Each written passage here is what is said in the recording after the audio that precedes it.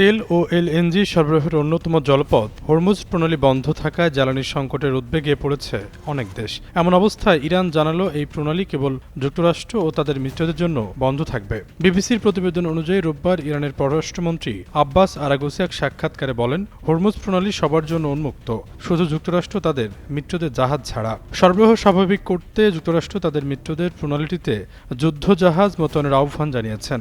এমন সময়ে আরাগচি এই মন্তব্য করলেন। সাক্ষাৎকারে যুদ্ধ বন্ধ নিয়ে আরাগচি বলেন, যুদ্ধের ন্যায্য সমাপ্তি ঘটাতে পারে এমন যে কোনো আঞ্চলিক উদ্যোগকে ইরান স্বাগত জানায়, তবে এখন পর্যন্ত যুদ্ধ শেষ করার নির্দিষ্ট কোনো উদ্যোগ আলোচনার টেবিলে নেই। বার্তা সংস্থা রয়টার্স জানিয়েছে, হরমুজ প্রণালী দিয়ে এরই মধ্যে তেল সরবরাহ ব্যাহত হওয়ায় মাত্রা আগের সব রেকর্ড ছাড়িয়েছে। এই অবস্থায় স্থানীয় সময় শনিবার সামাজিক মাধ্যমে ডোনাল্ড ট্রাম্প লিখেন, যেসব দেশ হরমুজ প্রণালীর মাধ্যমে তেল পায় তাদের ওই পথে নিরাপত্তা নিশ্চিত করতে হবে। যুক্তরাষ্ট্র সাহায্য ও সমন্বয় করতে যাতে সবকিছু দ্রুত ও মসৃণভাবে এগোয়। ট্রুথ সোশ্যালে দেওয়া পোস্টে ডোনাল্ড ট্রাম্প যেসব দেশকে যুদ্ধজাহাজ মোতায়েনের আহ্বান জানিয়েছেন সেগুলোর মধ্যে রয়েছে চীন, ফ্রান্স, জাপান, দক্ষিণ কোরিয়া, যুক্তরাজ্য।